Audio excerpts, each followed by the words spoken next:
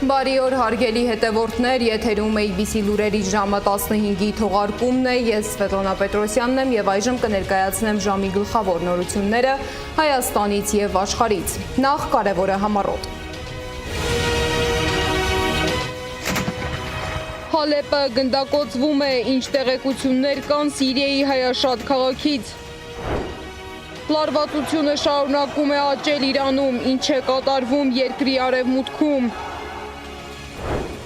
Իզմիրլյան բժշկական կենտրոնը Միքայել Սրբազանի առողջական վիճակի մասին մանրամասներ է հայտնել։ Զելենսկին, Մակրոնը և Սթարմերը հռչակագիր են ստորագրել, ինչ են ստորագրել արևմտամետ ղեկավարները։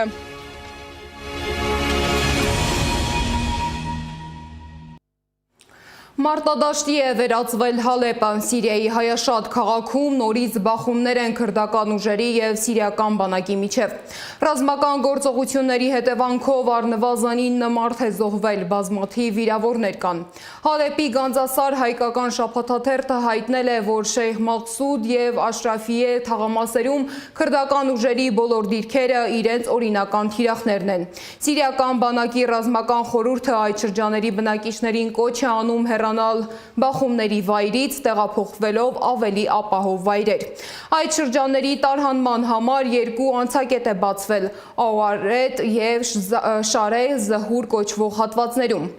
Բնակիչներին կոչ են արել մինչև ժամը 15-ը դուրս գալ այդ շրջաններից։ Հայկական Գանձասար պարբերականը ավելի վաղ հաղորդել էր, որ այսօր Հալեպում երեխաները դպրոց չեն գնացել։ Քաղաքում խաթարվել է բնականոն կյանքը։ Փակվել են հանրային և պետական հաստատությունները, հետաձգվել են բոլոր թռիչքները։ Չեղյալ է հայտարարվել Սուրբ Ծննդին հաջորդող մեռելոցը։ Մեր աղբյուրների փոխանցմամբ վիճակը չի հանդարտվում, լսվում են ինտենսիվ հրաձգության և հրետակոծության ձայներ։ Շենքերի վրա նկատվում են փամփուշտի հետքեր։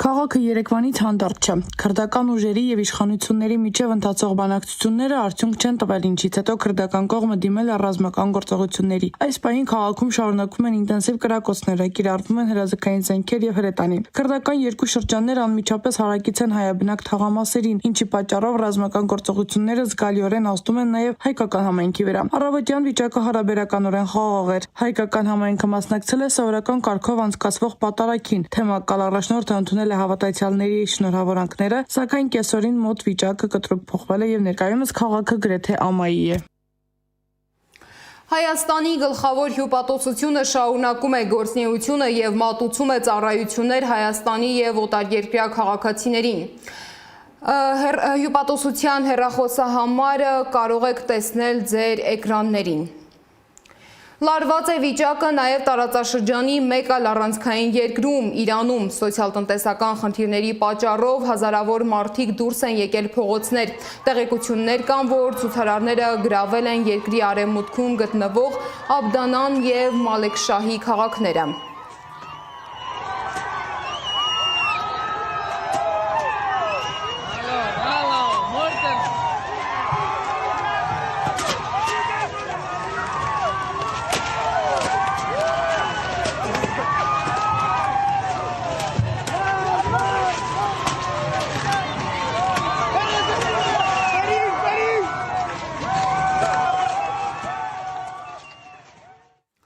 Բողոքի ալիքը սկսվել է ազգային արժույթի արժեզրկման և գնաճի հետևանքով։ Ցույցերին մասնակցում են հիմնականում առևտրականներ և փոքր ու միջին բիզնեսի ներկայացուցիչներ։ Սոցիալական պահանջներին զուգահեռ ցույցերում հնչում են նաև քաղաքական կոչեր։ Թե ինչ հետևանքներ կունենան այս զարգացումները տարածաշրջանի, այդ թվում Հայաստանի համար, մանրամասները ռեպորտաժում։ Իրանը կրկին հզոր դարձնենք կարգախոսը 10 տարվա դադարից հետո վերադարձել է ամերիկյան քաղաքական օրակարգ։ Սենատոր Լինդսի Գրեհեմն է Դոնալդ Թրամփի հետ լուսանկար հրապարակել գլխարկին այս գրությամբ։ Կարգախոսի ակտիվացումը համընկնում է Իրանում սոցիալ-տնտեսական լարվածության սրման հետ։ Դժգոհությունները վերածվել են բողոքի ցույցերի։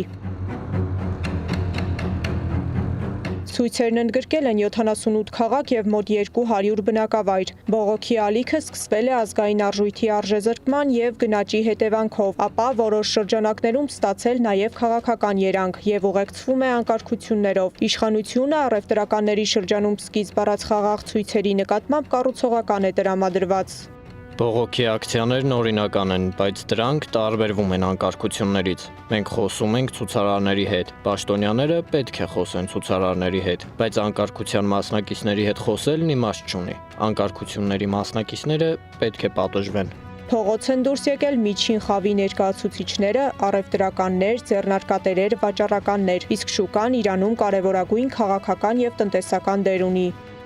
Իրանի կառավարությունը կամ իշխանությունը պատրաստ է երկխոսել, բայց դատելով հոգևոր առաջնորդի սահմանումից անկարգություններ հրահրողների խռովարարներին արձագանքը լինելու է կոշտ եւ մենք տեսնում ենք այդպիսի արձագանք։ Սոցիալական պահանջներին զուգահեռ ցույցերում հնչում են նաև քաղաքական կոչեր։ Ցուցարարների մի մասի կարգախոսներում շրջանառվում է արտաքսման մեջ գտնվող Ռեզա Փահլավիի անունը։ Նույնիսկ պահանջում են երկրի ղեկավարության հրաժարականը, Գերագույն առաջնորդին են արդեն հայտարարում եւ նաեւ ուշագրավ է, որ այս անգամ շատ էին կոչերը Իրանի արտաքսման մեջ գտնվող այսպես թագաժառանգի հետ վերադարձի պահանջով։ Ներքին զարգացումներից բացի իրանագետները զգուշացնում են նաև արտաքին գործոնի վտանգի մասին։ Ամերիկայի Միացյալ Նահանգներում հնչող հայտարարությունները եւ Վենեսուելայի շուրջ վերջին զարգացումները համեմատություններ են առաջացնում։ Դոնալդ Թրամփն իր ճեպազրույցներից մեկում հայտարարել է, որ Վենեսուելայից հետո հնարավոր հաջորդ ռազմական թիրախների շարքում տեսնում է նաև Իրանին, որ դեպքում կմիջամտեն Միացյալ Նահանգները, իրանագետն է պարզաբանում։ Իրանի իշխանությունները չպետք է, ասեմ այսպես, կրակեն ցուցարարների վրա եւ այս դեպքում Միացյալ Նահանգները կմիջամտի, կգա օգնության, մենք չենք ունեցել որքանով հիշողությունս ինչ չի դավաճանում, որևէ դեպք Իրանում ետների ունենան բողոքի գործողություններ եւ Միացյալ Նահանգների նախագահի արձագանք, հետեւաբար սա էլ աննախադեպ երևույթ է։ Իսրայելի արձագանքը եւս աննկատ չի մնացել։ Բենյամին Նեթանյահուն Թրամփի հետ Ֆլորիդայում ունեցած հանդիպումից հետո կառավարության նիստում բավականին կոշտ պահանջներ է ներկայացրել Իրանին։ Նա նշեց, որ Իրանի հարստացված ուրանը պետք է հանվի երկրի տարածքից, իսկ միջուկային օբյեկտները գտնվեն ՄԱԳԱՏԷ-ի խիստ խստագույն վերահսկողության ներքո։ Եվ չի բացառում, որ այս ամենի խորապատկերին, այս ամենի ֆոնին նաև արտաքին միջամտություն լինի, թիպիչով ռազմական գործողություններ Իրանի դեմ։ Մասնագետների գնահատմամբ առանց արտաքին միջամտության բողոքի ալիքը ավելի հավանական է, որ մարի։ Այդուհանդերձ Իրանում տեղի ունեցող գործընթացները միայն ներքին հարց չեն։ Տարածաշրջանային լարվածության խորացման դեպքում դրանք կարող են դուրս գալ երկրի սահմաններից, անմիջական ազդեցություն ունենալով նաև Հայաստանի անվտանգային միջավայրի վրա։ Սեդա Գյուրեղյան, Նորայր Հակոբյան, Անդրանիկ Մանսուրյան, ABC Media։ Թուրքիայի նախագահ Ռեջեփ Թայիփ Էրդողանը հեռախոսով զրուցել է ԱՄՆ նախագահ Դոնալդ Թրամփի հետ։ Նախագահները քննարկել են Թուրքիայի եւ ԱՄՆ-ի միջև երկկողմ քաղաքական հարաբերությունները, պաշտպանական արդյունաբերության ոլորտում գործակցությունը, երկու երկրների միջև առևտրի նպատակային ծավալին հասնելու համար ձեռնարկվելիք քայլերը, նաեւ տարածաշրջանային եւ համաշխարհային հարցեր, մասնավորապես Գազայում եւ Վենեսուելայում տիրող վիճակը։ Միջազգային օրակարգում նաև Ուկրաինայի շուրջ բանակցություններն են։ Ֆրանսիայի, Մեծ Բրիտանիայի եւ Ուկրաինայի առաջնորդները երեկ Փարիզում հռչակագիր են ստորագրել հնարավոր հրադադարից հետո Ուկրաինայում բազմազգ անվտանգության ուժեր տեղակայելու մտադրության մասին։ Փարիզում Ուկրաինային աջակցող արևմտյան առաջնորդները հանդիպել են նախագահ Վլադիմիր Զելենսկիի հետ քննարկելու անվտանգության երաշխիքները Ռուսաստանի հետ հնարավոր խաղաղության պայմաններում։ Հանդիպմանը մասնակցել են նաև Գերմանիայի եւ Իտալիայի ղեկավարները, իսկ ԱՄՆ-ն ներկայացրել են Դոնալդ Թրամփի գլխավոր բանագնաց Սթիվ Ուիտկոֆը եւ նրա փեսա Ջարեդ Քուշները։ Միջազգային մյուս լուրերը մեկտեղել է իմ գործընկեր Զարա Սարգսյանը։ Եվրամիության առաջնորդները դատապարտել են Գրենլանդիայի նկատմամբ Դոնալդ Թրամփի տարածքային պահանջները։ Միայն Դանիան եւ Գրենլանդիան պետք է որոշեն Դանիային եւ Գրենլանդիային վերաբերող հարցերը, ասվում է համատեղ հայտարարության մեջ։ Հիշեցնենք, որ օրերս Թրամփը հայտարարել էր, որ Գրենլանդիան պետք է Միացյալ Նահանգների մաս դառնա։ Թեև քննադատություններին Թրամփն իրենից գոհ է, կարող են վստահորեն ասել, որ մեր նախագահությունը շատ հաջող է ընթանում, հպարտորեն հայտարարել է Միացյալ Նահանգների նախագահը։ Ինչ վերաբերում է Վենեսուելայի նախագահ Նիկոլաս Մադուրոյի եւ նրա կնոջ ձերբակալման գործողությանը, ապա դրան մասնակցել է ընդհանուր առմամբ 152 ինքնաթիռ, ասել է Դոնալդ Թրամփը։ Դա բարդ գործողություն էր, դրան մասնակցել են 152 ինքնաթիռ եւ մեծ թվով զինվորներ, այն տպավորիչ էր։ Մեր կողմից զոհեր չեղան, բայց ցավոք շատ մարդիկ զոհվեցին մյուս կողմից։ Զոհերի մեծ մասը կուբացի զինվորներ էին, ասել է Միացյալ Նահանգների նախագահը։ Նիկոլաս Մադուրոյի մասին խոսելով Թրամփը մեղադրել է նրան միլիոնավոր մարդկանց մահվան համար։ Վլադիմիր Զելենսկին հայտարարել է, որ Փարիզում կամեցողների կոալիցիայի գագաթնաժողովում կարևոր քաղաքական քայլեր են պատրաստվում։ Հոբ հրթիռների յուրաքանչյուր մատակարարում կյանքեր է փրկում եւ մեծացնում դիվանագիտական լուծման հնարավորությունները, ասել է Ուկրաինայի նախագահը, հավելելով, որ Մակրոնի հետ քննարկել է Ուկրաինայի պաշտպանության հարցը, որը կարող է ամրապնդել երկրի դիրքերը դիվանագիտության մեջ։ Թուրքիայի Բուրսա քաղաքի քաղաքապետ Մուստաֆա Բոզբեի վրա հարձակման փորձ է կատարվել։ Հարձակվողը փորձել է բռունցքով հարվածել քաղաքապետի դեմքին։ Հարձակման փորձ կատարած անձը վնասազերծվել եւ ձերբակալվել է։ Վենեսուելայի ինդիմության առաջնորդ Մարիա Կորինա Մաչադոն, որը 2025 թվականին արժանացել է Նոբելյան խաղաղության մրցանակի, պատրաստ է մրցանակը հանձնել Դոնալդ Թրամփին կամ այն կիսել նրա հետ։ Մաչադոն այս մասին ասել է Fox News-ին տված հարցազրույցում։ Մենք անցյալում կթողնենք բոլոր աղետները, որ բերել է հանցավոր սոցիալիստական ռեժիմը, եւ Վենեսուելան կդարձնենք Միացյալ Նահանգների գլխավոր դաշնակիցը Լատինական Ամերիկայում, հավելել է Վենեսուելայի ինդիմության առաջնորդը։ Ճապոնիայի արևմուտքում 6.4 մագնիտուդ ուժգնությամբ երկրաշարժ է տեղի ունեցել, տուժել է առնվազն 9 մարդ։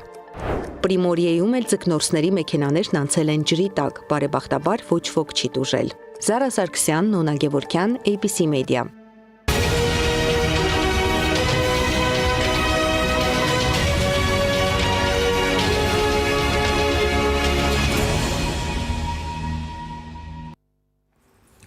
«2026 թվականը Բաքուն սկսել է նոր քաղաքական պահանջով։ Ադրբեջանի նախագահ Իլհամ Ալիևը կրկին ակնկալում է, որ ԱՄՆ-ն կվերացնի Արցախյան առաջին պատերազմի օրերին Ադրբեջանի դեմ սահմանված պատժամիջոցները, հայտարարելով, թե այսօր Հայաստանն ու Ադրբեջանը խաղաղության մեջ են ապրում, իսկ տարածաշրջանում այլևս շրջափակում չկա։ Ադրբեջանի նախագահը այլևս կասկած չունի, որ Զանգեզուրի միջանցքը բացվելու է։ Նա հայտարարել է, թե անվանումը կարող է փոխվել, սակայն էությունը մնում է նույնը։ Իմ գործընկեր Անահիտ Սարգսյանն է փորձել պարզել, թե ինչ ազդեցություն կարող է ունենալ ԱՄՆ օրենսդիրների դիրքորոշումը տարածաշրջանային բալանսի եւ անվտանգության վրա։ Իլհամ Ալիևի ախորժակը մեծանում է, իսկ տարածաշրջանային լարվածությունը շարունակում է աճել։ Ադրբեջանի նախագահը ոչ միայն հայտարարում է Միացյալ Նահանգների հետ հարաբերությունների նոր մակարդակի մասին, այլև անթաքույց արտահայտում ցանկությունը չեղարկել Կոնգրեսի ազատության աջակցության 907-րդ բանաձևը, որը այժմ համարում է անիմաստ ու աբսուրդային։ Ժամանակակից աշխարհում այլևս գոյություն չունի միջազգային իրավունք կոչվածը, այլ կա ուժ, համագործակցություն, դաշինք եւ փոխադարձ աջակցություն։ Ինչ վերաբերում է Հայաստան-Ադրբեջան-ԱՄՆ եռանկյունուն, Ալիևը կրկին նշեց, որ Զանգեզուրի միջանցքը կյանքի է կոչվում, ապա շեշտեց 907-րդ բանաձևը չեղյալ համարելու անհրաժեշտությունը։ Մենք տարիներ շարունակ փորձել ենք չեղյալ համարել 907-րդ լրացումը, սակայն դա շատ բարդ գործընթաց էր։ 2001 թվականի սեպտեմբերի 11-ի իրադարձություններից հետո Ամերիկայի նախագահները սկսեցին չեղարկել այդ լրացումը եւ դա շարունակվեց մինչեւ 2024 թվականը Աֆղանստանում ամերիկյան առաքելության ավարտից հետո, սակայն Բայդենն այն թողեց ուժի մեջ։ 907-րդ բանաձևի չեղարկումը Ալիևը հիմնավորում է շրջափակման վերացմամբ։ Չէ՞ որ Ադրբեջանի տարածքով Հայաստան տեղափոխվում բեռներ, ճանապարհները բաց են, նույնիսկ ադրբեջանական նավթամթերք է արտահանվում Հայաստան։ Ալիևը վերեք բացայտ ասաց, որ Դոնալդ Թրամփը իրականացրել է Ադրբեջանի ծրագիրը, ինչն իրեն ուժեղացնում, ինչ ասես ասում։ Այդ օրը եթե պետք է լի Դոնալդ Թրամփին, որ դա չեղարկի, որ Ադրբեջանից բան փոխի, առևտուրը անելու է։ Ամերիկան ինչի՞ չէ այս անգամ չեղարկել։ որտեղ իր համար պահում է trade-off ասած գաղափարի համար հերթական մի գործիք է, որը պետք է լիքը վաճառի։ Քաղաքագետ Ստեփան Դանիելյանը շեշտում է, որ Ալիևը միշտ էլ խոսել է 907-րդ բանաձևի մասին, սակայն այս անգամ վիճակը ավելի խորքային է եւ կապ ունի ԱՄՆ-Իսրայել-Ադրբեջան հարաբերությունների բարդ ինտրիգների հետ։ Ստացվում է, որ այս երկու պետությունները երկակի քաղաքականություն են վարում։ Իրենք Ադրբեջանին ուշեղացնում են Իրանի դեմ, բայց աշխատում են թույլ չտալ, որ Թուրքիա-Ադրբեջան կապերը խորանան։ Եվ գուցե դրա համար այդ 907 բանաձևը իրենք կասեցել են, սակայն բանաձևը չեն չեղարկել։ Ինչու դեռ չեղյալ չեն համարել բանաձևը, քաղաքագետի կարծիքով պարզ է։ Այն պահվում է հետագայում քաղաքական հանգամանքներից օգտվելու համար։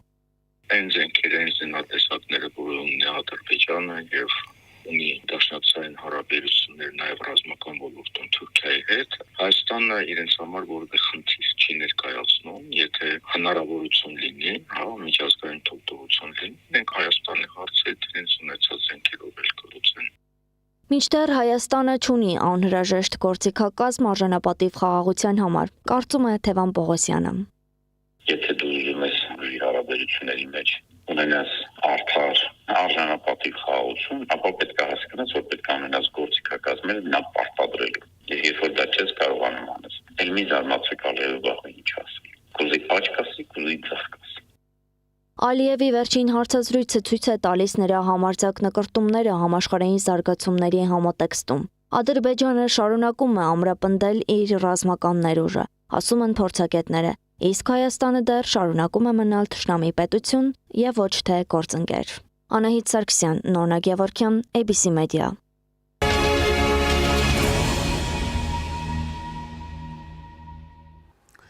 Շիրակի թեմի առաջնորդ Միքայել arczepiskopos Աջապահյանի առողջական վիճակը բավարար է, մեծ հետ զրույցում հայտնել են Իզմիրլյան բժշկական կենտրոնից։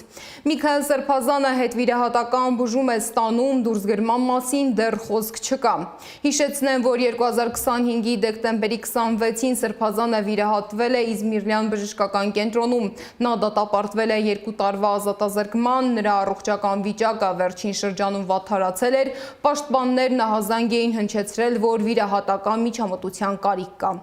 Ի դեպ, փաստաբան Արա Զոհրաբյանը հայտնել է, որ Միքայել Սրբազանի գործով ներպետական ատյանները սպառելուց հետո պատրաստվում են դիմել եվրոպական դատարան։ Նա անդրադարձել է նաև Թալինի եկեղեցում տեղի ունեցածին եւ հիշեցրել, որ Հայաստանի սահմանադրությունը, նաև միջազգային իրավունքը արգելում են պետական իշխանությանը խառնվել եկեղեցու ներքին գործերին, նաև խոչընդոտել ծեսերի կատարմանը։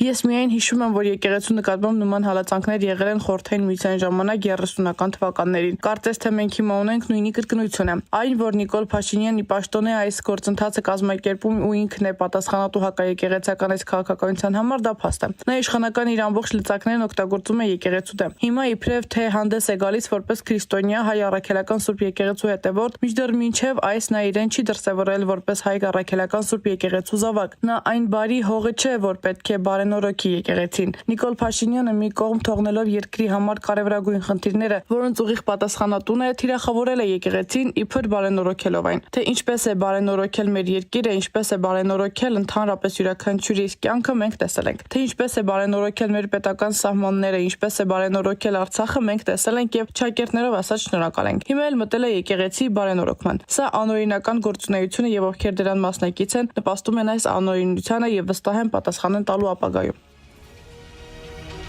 Այս ժամի համար նախատեսել էինք այսքանը, շարունակեք հետևել մեզ YouTube-ում, Facebook-ում, Telegram-ում, WhatsApp-ում, Instagram-ում ու TikTok-ում կամ այցելեք մեր պաշտոնական կայք 3w.abcmedia.am։ Ես Սվետլանա Պետրոսյանն եմ, շնորհակալություն ուշադրության համար։ ABC լուրերի գլխավոր թողարկումը եթերում կլինի ժամը 18-ին։ Տաղավարում կաշխատի իմ գործընկեր Աննա Սարգսյանը։